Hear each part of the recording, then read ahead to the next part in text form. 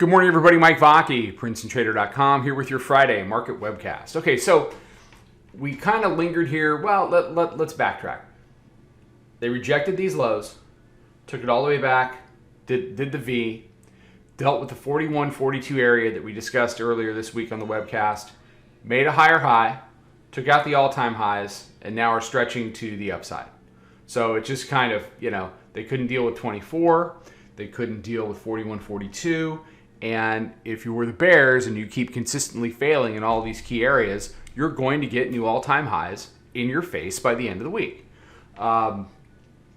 It's been a pretty choppy regular session the last couple of days.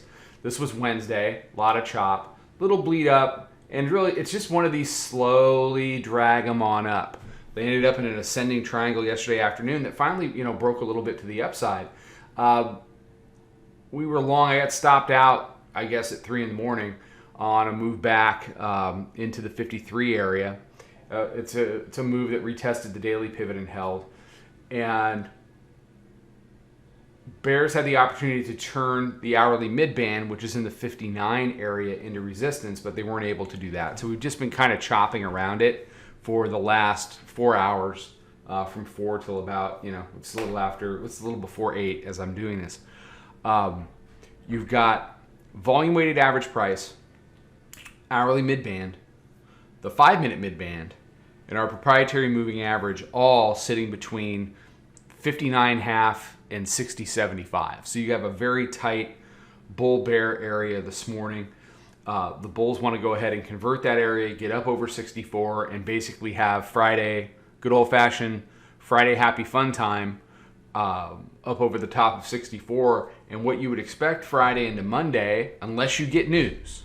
Last time we spoke, we said, look, unless you get news, unless you get some kind of an event, unless you get something that is going to shock this market into downward price action that is sustainable, unless you get that, you get 4,300. Maybe not today, but in the next couple sessions you sure do, because it's what's next. Now, they could continue to try to consolidate here. You see how tight the Bollinger Bands are. So it's really been more of a, look, Monday was very directional, obviously. Tuesday was a nice little up move. And we've basically been sideways to the slow bleed to the upside Wednesday, Thursday. We'll see how today goes. It is a summer Friday. Market absolutely has every right to just go and take a nap. As far as the room goes, we made our handles Monday and Tuesday. These last couple days, we've tried to see if it wants to do anything. I took the handcuffs off the room and said if they wanted to scalp some full 4 or full 5 handle positions, they could, because we were in a little tighter range. So, and that actually yesterday, that strategy would have worked pretty well.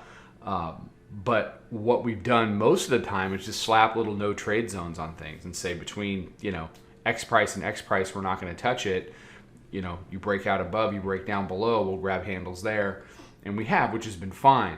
But you have to pick your spots when the market wants to consolidate.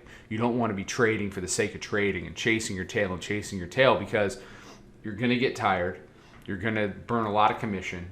And then when the market is ready to go, you're going to hesitate. You're going to question what's going on, and then you're going to miss the boat. And you don't want that. All right. Everybody have a fantastic day. Have a fantastic weekend. Be safe, be healthy, take care, trade them well, and I'll talk to you Monday. Follow us over on Twitter, Instagram, and Snapchat at Princeton Trader. Check us out on Facebook and join us for a free trial at www.princetontrader.com. Trade them well.